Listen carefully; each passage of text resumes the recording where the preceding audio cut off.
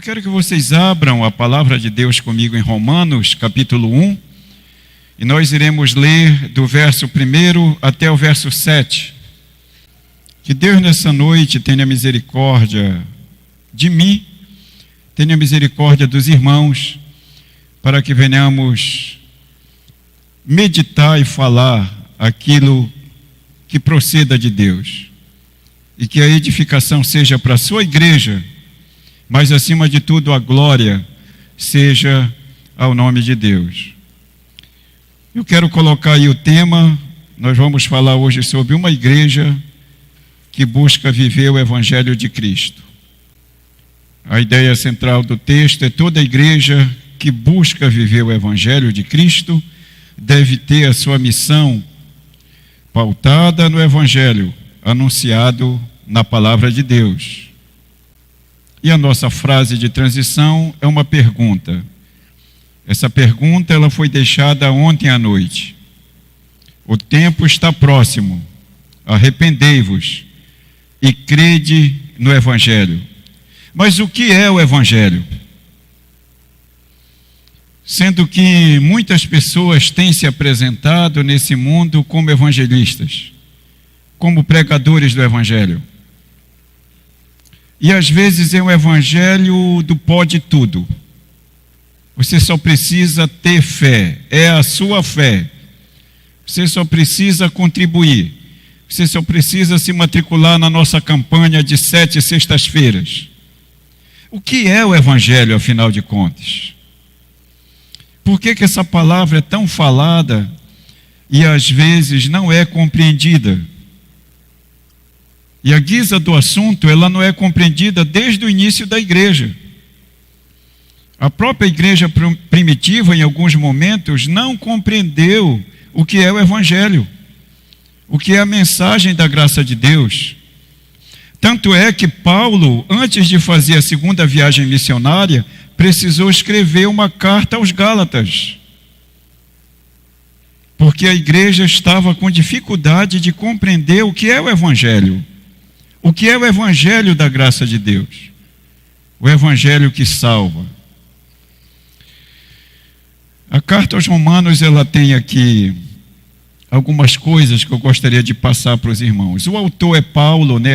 Tanto a tradição escrita interna quanto externa, ela vai atribuir a Paulo a autoria dessa carta, e também ao seu amanuense Tércio. Está aí o texto, capítulo 16, 22. Naquele tempo, os apóstolos e os grandes eruditos, eles tinham seus auxiliares, e isso é muito importante na obra de Deus. Nós não precisamos ser estrelas, nós precisamos ser auxiliares. Precisamos trabalhar para a glória de Deus, na área que o Senhor nos chamar. A data da escrita é mais ou menos estabelecida aí. E Paulo escreve essa carta de Corinto. Se você olhar mais embaixo na carta aos Romanos, no verso 13 e 14, Paulo justifica por que não tem ido ainda em Roma. E ele diz que várias vezes ele tentou ir, mas foi impedido. Eu pelo menos gostaria de mencionar 3 ocasiões que Paulo tentou ir a Roma e não conseguiu. A primeira foi logo na segunda viagem missionária.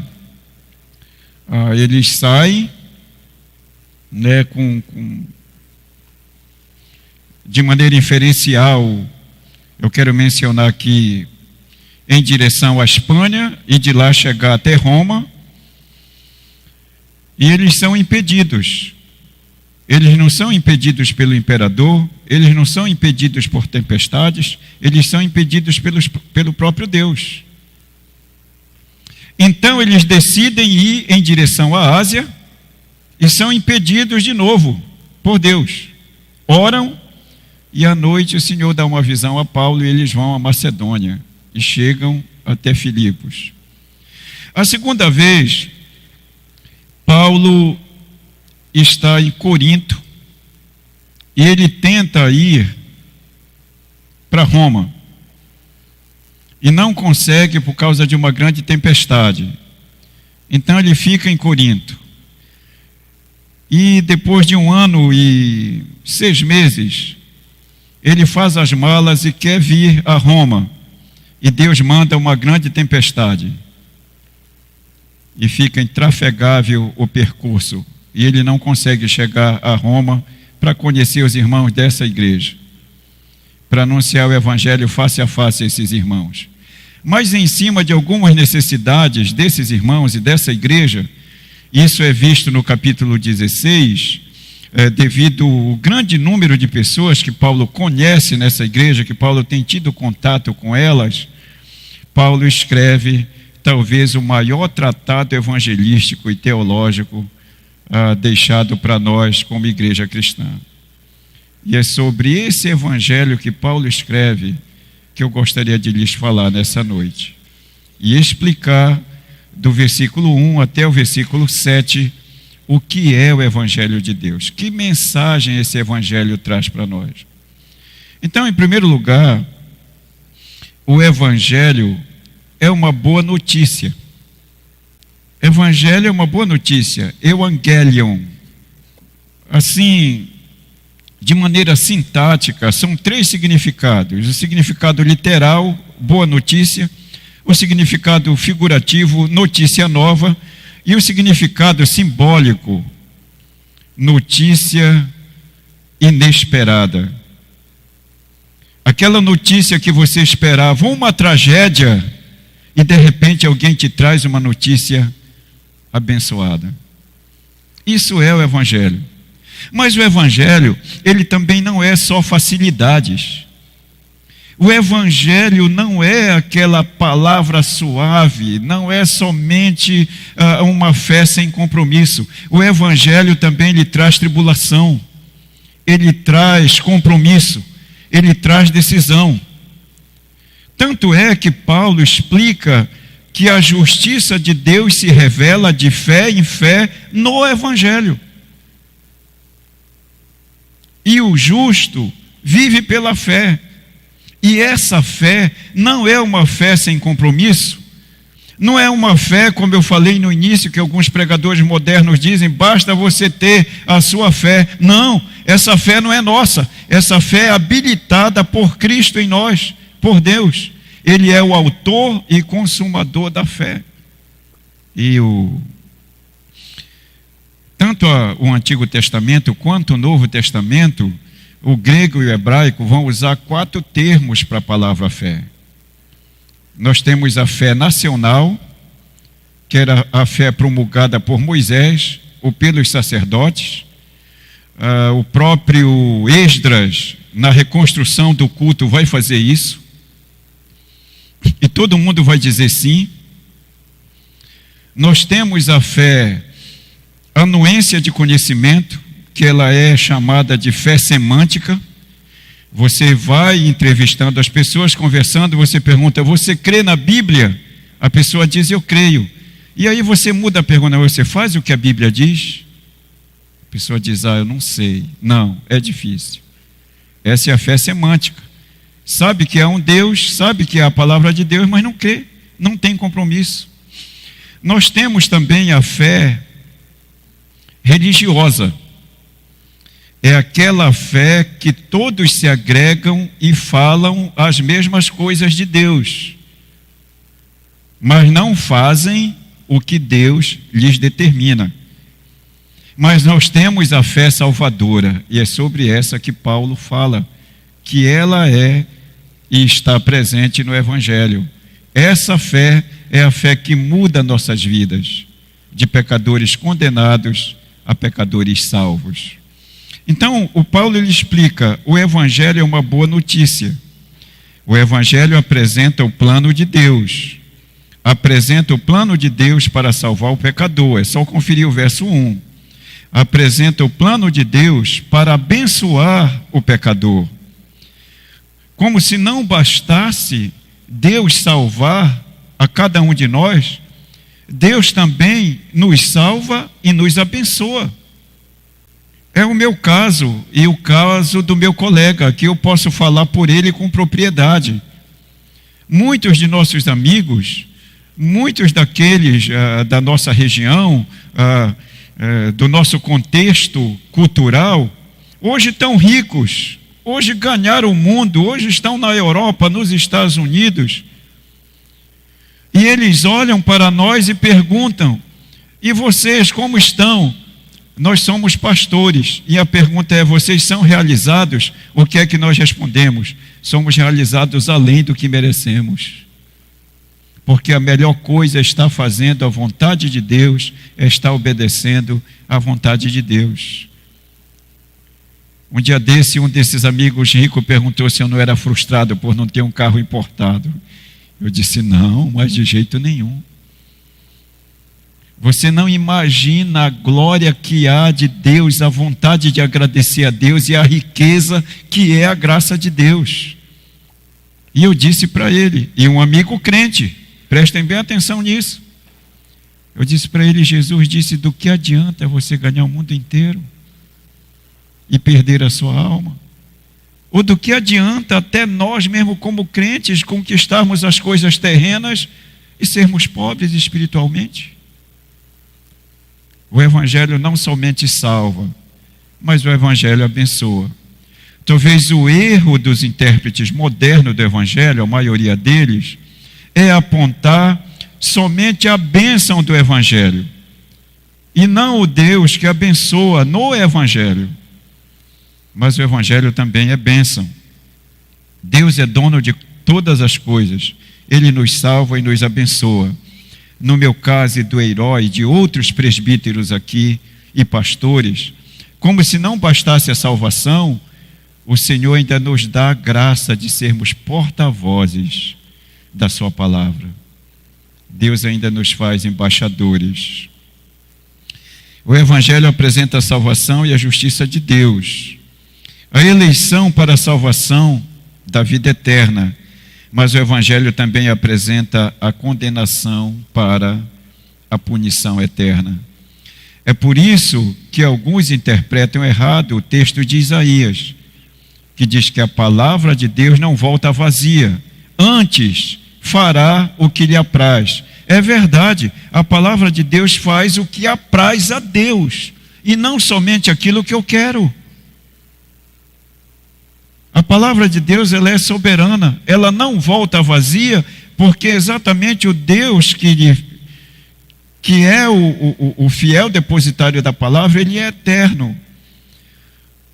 Como ele é eterno, não existe passado nem futuro para ele. Tudo está acontecendo presente em um movimento só, na eternidade. É por isso que ele é infalível, e a sua palavra também o é. Como diz o Salmo 119, 89, está firmada para sempre, ó Senhor, nos céus a tua palavra. E ainda prosseguindo nesse Salmo, acho que do verso 97 ao 105, mas eu não quero chegar ao 105, eu quero ficar só no 98, que diz: a tua palavra me faz mais sábio do que os meus mestres. E o que eu aprendo contigo, nos teus estatutos e nos teus mandamentos, os homens de cães não conseguem me ensinar. A palavra de Deus. O Evangelho produz vida eterna ao lado de Cristo. O Evangelho nos torna porta-vozes dele. É o caso aqui. Paulo, servo de Jesus Cristo, chamado para ser apóstolo, separado para o Evangelho de Deus. Verso 1. É interessante que Paulo reconhece isso.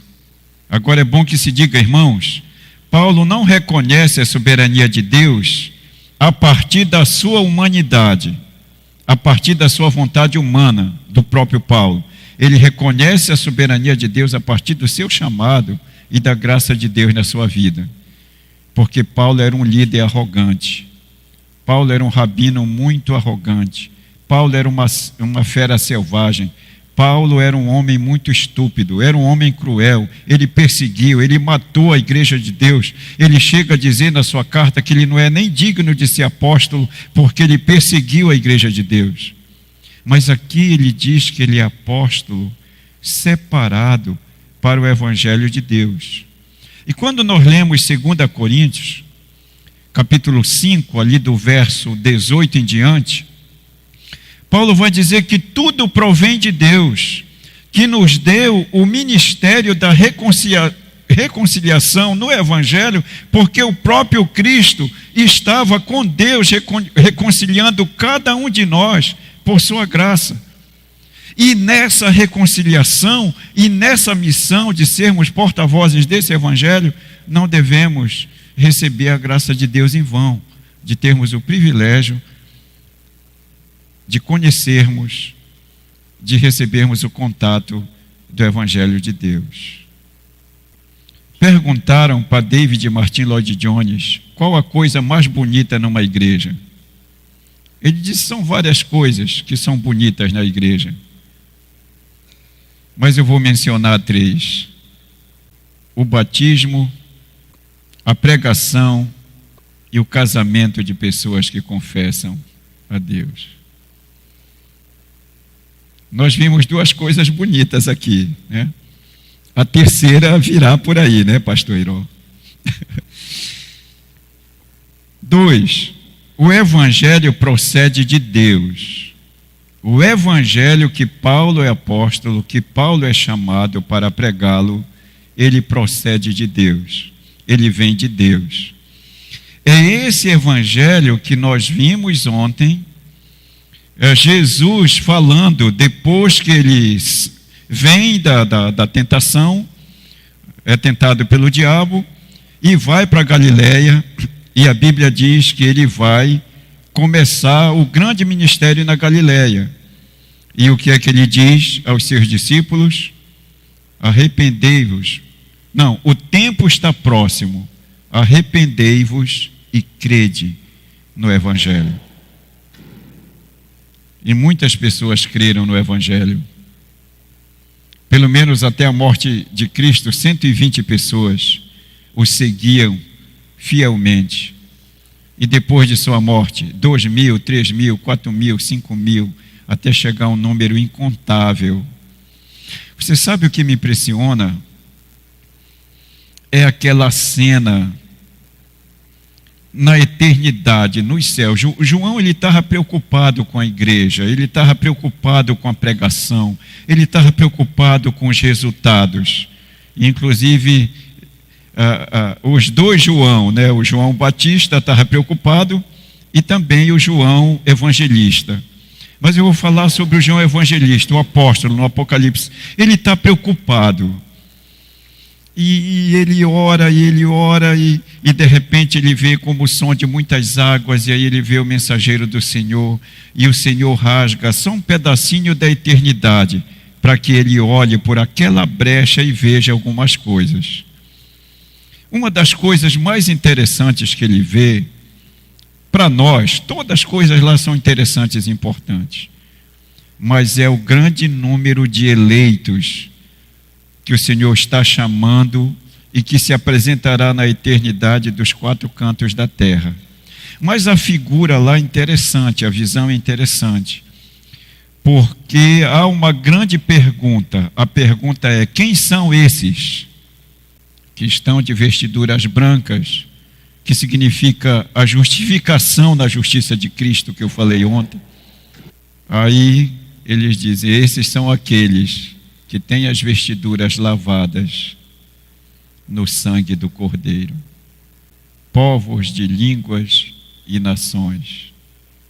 Você já imaginou isso? Paulo é separado para o Evangelho de Deus. Quem separa para o ministério é o próprio Deus. Ele separou Moisés, separou Jeremias, tem separado até hoje. E Paulo vai dizer em Gálatas 1 que ele é separado antes do nascimento para pregar o Evangelho de Deus. E vários textos bíblicos vão homologar isso aqui. Quem separa para o ministério é o próprio Deus.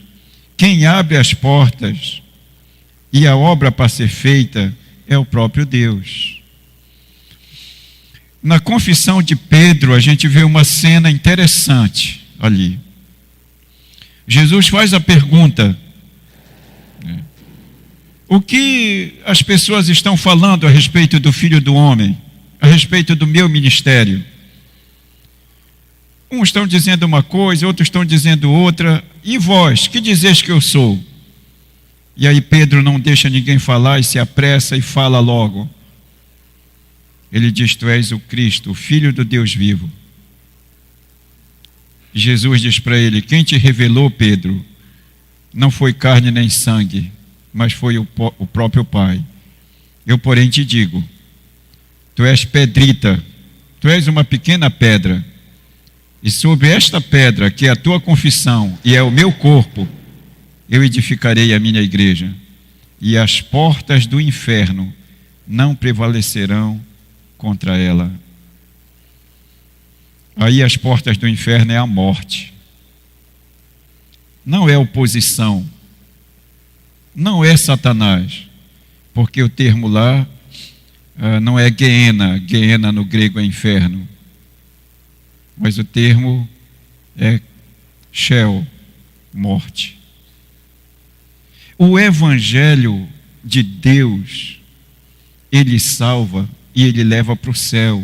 O Evangelho de Deus é aquela palavra que é irresistível.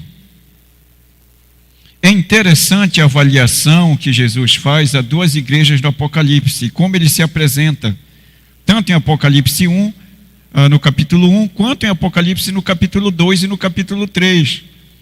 Ele é aquele que tem a chave de Davi, a chave que abre todas as portas, ou todas não, a chave que abre a porta e ninguém consegue fechar. Mas ele também fecha, e quando ele fecha, ninguém consegue abrir. É interessante que o Evangelho, ele mostra esse lado. Quem separa para o ministério é o próprio Deus. Quem abre as portas para a obra ser feita é o próprio Deus. A fonte do Evangelho é Deus. O Evangelho anuncia a glória do Pai. O Evangelho anuncia a obra redentora do Filho. O Evangelho anuncia a obra regeneradora e iluminadora do Espírito Santo. O Evangelho anuncia a bondade e a justiça de Deus. O Evangelho apresenta um Deus que com sua bondade salva o pecador. O Evangelho apresenta um Deus que com sua justiça condena quem não crer no seu Filho Jesus Cristo. É interessante isso. O Evangelho anuncia a bondade e a justiça de Deus. Às vezes, nós falamos das pessoas que não creem em Cristo, né? E quando você abre o Facebook ou qualquer um outro instrumento de rede social, o que mais eu me admiro é de cristãos e pastores chamando para pessoas que são segundo a imagem de Deus, nome de animais, os nomes do mais baixo calão. Essas pessoas não sabem o que estão dizendo. Se eles são ímpios, será que a igreja não é culpada? Deles serem salvos, o problema não é nosso. Mas se eles são ímpios, se eles não conhecem a verdade e decidem sobre ela ou não, esse problema é nosso. Lembro-me de um irmão que quase toda semana me mandava mensagem falando mal de um determinado prefeito. E aquilo já estava me incomodando, e me incomodou. Como ele era muito meu amigo, eu convidei-o para conversarmos. E aí, conversando, eu disse: olha, vamos fazer uma agenda e vamos lá visitar o prefeito? Vamos pregar o Evangelho para ele? Ah, não, aquele... E falou uma porção de coisas. Digo, vamos. Porque se ele não é boa pessoa, quem sabe não sou eu e você que somos culpados. Só o Evangelho pode transformá-lo. E nós caprichamos no ofício. E depois de 15 dias veio a decisão, o dia e a hora que nós podíamos ir lá. E o prefeito nos deu 20 minutos para nos atender. E eu fui lá, lhe levei uma Bíblia e um livro evangelístico. E disse: prefeito, eu vim aqui para orar por você, para lhe trazer essa Bíblia para você ler. Tem alguns textos marcados aqui, e para lhe dizer que nós estamos orando por você. Ele ficou assustado. Ele disse: é o primeiro pastor que vem aqui, quase no final do meu mandato, dizer que está orando por mim e me trazer uma Bíblia. Os outros dizem que está orando, trazem Bíblias, mas chegam aqui para pedir. Eu disse: eu não quero nada, nem o vale transporte para eu voltar. Naquele tempo eu não tinha carro. Só vim aqui lhe dizer que o amor de Deus também foi derramado sobre você. Você hoje é alguém que governa porque Deus permitiu. Leia a palavra de Deus. A gente fala muito dos reformadores, da obra que eles fizeram como pregadores do Evangelho. Mas, irmãos, esses homens sofreram muita oposição, muita dificuldade. O que John Wycliffe sofreu não está escrito no gibi. Martinho Lutero, John Knox, então, reformador escocês, o que aquele camarada sofreu não foi fácil, não. E perseguido. E ele morreu sem ver a obra de Deus, mas a palavra não volta vazia. A sua pregação teve resposta e a sua oração 8 anos depois da sua morte. A Escócia toda se converte e se curva diante do Senhor. Vamos pregar.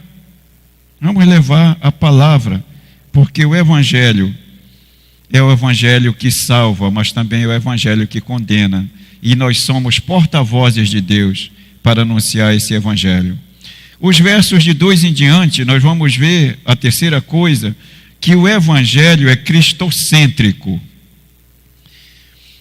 o qual foi por Deus outrora prometido por intermédio dos seus profetas nas Sagradas Escrituras. Verso 3, com respeito a seu Filho, o qual, segundo a carne, veio da descendência de Davi. O Evangelho, ele aponta para Cristo. Toda pregação, ela deve apontar para o personagem Cristo. E é interessante nós vermos alguns ministérios que se dizem evangélicos, mas não apontam para Cristo. Eu estava ouvindo uma propaganda no rádio, um dia desse. De vez em quando a gente ouve o rádio para atualizar também as coisas. Ia ter uma certa conferência aí numa determinada rede de igrejas. E eu conferi no relógio. 45 segundos, falando somente do camarada, os títulos do camarada, quem ele cura e tal, até morto já tinha ressuscitado, já tinha ido no inferno 2 vezes, mas não falou da glória de Deus e nem que é um servo de Deus. Não apareceu o nome de Deus, não apareceu a glória de Deus. Eu ouvi um outro também, esse eu fui lá vê-lo. E na hora de pregar, ele botou a igreja de joelhos e começou a dizer que Deus estava revelando que tinha pessoas com dinheiro no bolso e que tinha que entregar para Deus naquela hora. E ele, como servo de Deus, estava ali para recolher aquele dinheiro. Depois leu um salmo, pediu que a igreja ficasse em silêncio e ficou olhando para o horizonte e disse que estava esperando o esboço que o Espírito Santo estava colocando à sua vista ali de maneira invisível para os outros. Irmãos, esse não é o evangelho cristocêntrico. O evangelho que aponta para Cristo é o evangelho anunciado primeiramente pelos profetas. Como eu falei ontem sobre Isaías, Jeremias, sobre o próprio Moisés. E é o evangelho que Cristo anuncia. Crede no evangelho. Mas que evangelho? É esse evangelho que vós ouvis nessa noite, que aponta para Cristo. O evangelho apresenta Cristo como Filho de Deus, o Cristo que padeceu na cruz, o Cristo que morreu e ressuscitou. O Cristo que voltará de forma triunfal para buscar o seu povo. O verdadeiro evangelho apresenta isso. Ele traz tudo isso para nós. O evangelho apresenta Cristo como Senhor. Cristo é apresentado como aquele que reina sobre todas as coisas. Cristo é apresentado como aquele que tem a chave, que abre e fecha a porta que quer. É interessante, né, a pergunta que os discípulos fizeram a respeito do cego. Quem pecou para que ele nascesse cego? Foi ele ou seus pais? Cristo diz: não foi ele nem seus pais. Mas esse pecado é para que a glória de Deus seja revelada. O Evangelho, ele glorifica a Deus em toda e qualquer circunstância. Quarta e última coisa, do verso 7, do verso 5 ao verso 7. Por intermédio de quem ouvimos, receber graça e apostolado por amor do seu nome, para obediência por fé entre todos os gentios, de cujo número sois também vós, chamados para serdes de Jesus Cristo. A todos os amados de Deus que estáis em Roma, chamados para serdes santos, graça a vós outros e paz da parte de Deus nosso Pai e do Senhor Jesus Cristo. O Evangelho também, irmãos, ele é um convite. O termo aqui, chamados para ser de servos de Deus, encontrados no verso 6, é o termo eleitos. A ideia é do chamado eficaz. E eu e o meu colega aqui ralamos muito no grego com o doutor Anglada, né? E eu sei que ele lembra, né, dessas declinações, né? Eclegomai, eclegocestem, né? A ideia de que eu elejo, mas elejo para mim.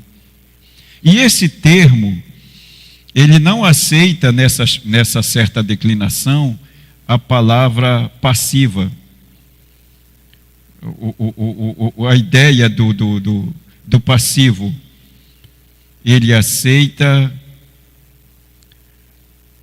a ideia da ordenância, que você vai olhar no texto e tem um genitivo, um nominativo. Quando você vai descobrir, é o pai ou é o filho.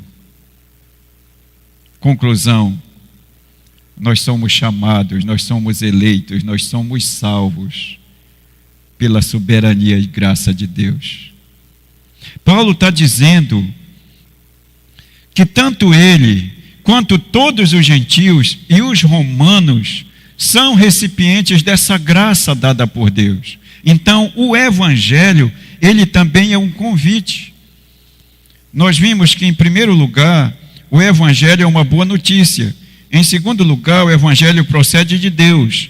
Em terceiro lugar, o Evangelho é cristocêntrico. Mas, em quarto lugar, o Evangelho, ele é um convite para a salvação.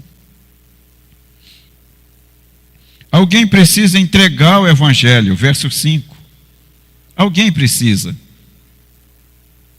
Paulo já está na glória. João já está na glória.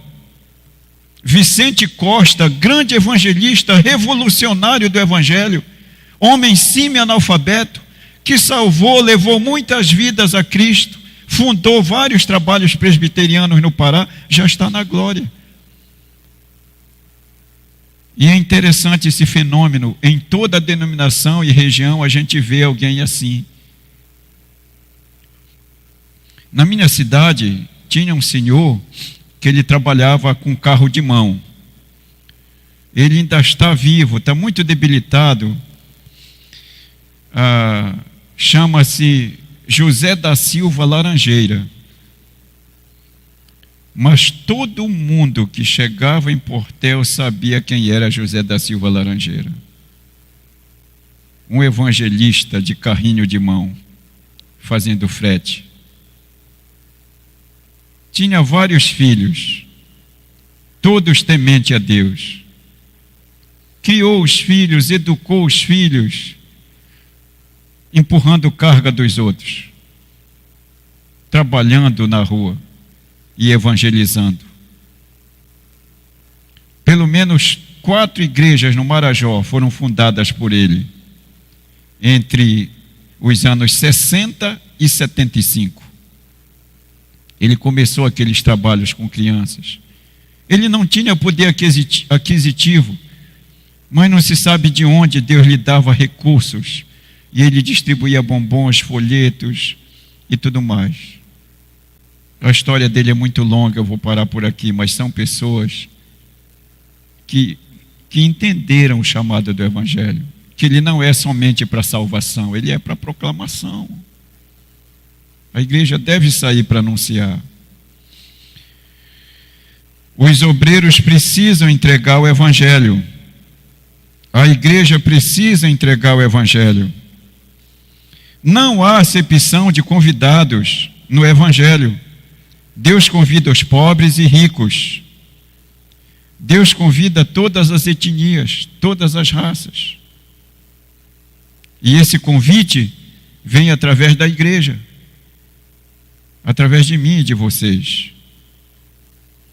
O Evangelho também ele é irresistível. Versos 6 e 7 vai dizer isso. Porque ele contém um chamado geral de Deus. Todos podem ouvir o Evangelho quando a igreja prega, quando a igreja é porta-voz do Evangelho. Mas o Evangelho também contém um chamado especial, transformador. É impressionante isso. E às vezes a gente tem vergonha de evangelizar. Fulano é muito rico, é muito poderoso. Eu não vou evangelizá-lo, ele não vai me ouvir. Nabucodonosor teve um sonho como o maior ímpio e o homem mais poderoso do mundo e também o mais ímpio. Pense nas injustiças que o seu reinado fez, nas conquistas que fez na marra, matando pessoas. Não vou nem mencionar aqui o que faziam para não causar náuseas nos irmãos. Vêm os cativos de Judá e ele tem aquele sonho perturbador que nem ele mesmo sabe o que é, mas acredito que ali é Deus que está fomentando aquilo para que os seus sábios também não saibam o que é. E ele diz aos sábios: olha, eu tenho um sonho, só que eu não sei o que é, mas eu quero saber o que eu sonhei e quero saber o que significa. Ele determina uma data e diz que vai matar todos os sábios se não lhe trouxerem a resposta. Daniel chega com ele e diz: olha, os teus sábios não sabem. Até eu também não sei, mas há um Deus que sabe. Dá um tempinho aí para nós e aí eu venho contigo. E Nabucodonosor passa por essa experiência. Aí Daniel diz: olha, rei, tu sonhaste isso e isso e isso, não foi? Foi. O que significa? Olha, o que significa é isso. Mas é isso o significado? Quer dizer que toda essa Babilônia que eu construí, quer dizer que todo esse poder aqui que eu tenho, tem um camarada maior do que eu tenho. Tem. E ele vai só dar um trisco do seu dedo mindinho em ti e você vai virar um animal, você vai virar um irracional. Só que devido à bondade desse Deus, ninguém vai tomar teu reino. Mas você vai ser humilhado mais do que um animal. E ele passa aqueles tempos, depois ele retorna à memória. O que é que ele vai dizer em Daniel 4, 33 a 35? Agora sim, eu exalto o Deus de Daniel, porque é um Deus terrível, que opera com braço soberano e com poder e miríades de anjos, e ninguém pode lhe deter a mão e nem perguntar por que fazes isso. Irmãos, o Evangelho abre qualquer porta. Compete à igreja pregar o Evangelho. Que Deus tenha misericórdia de nós, de anunciar esse Evangelho. Eu quero concluir, pelo menos, com 3 verdades aqui que nós podemos abraçá-las nessa noite.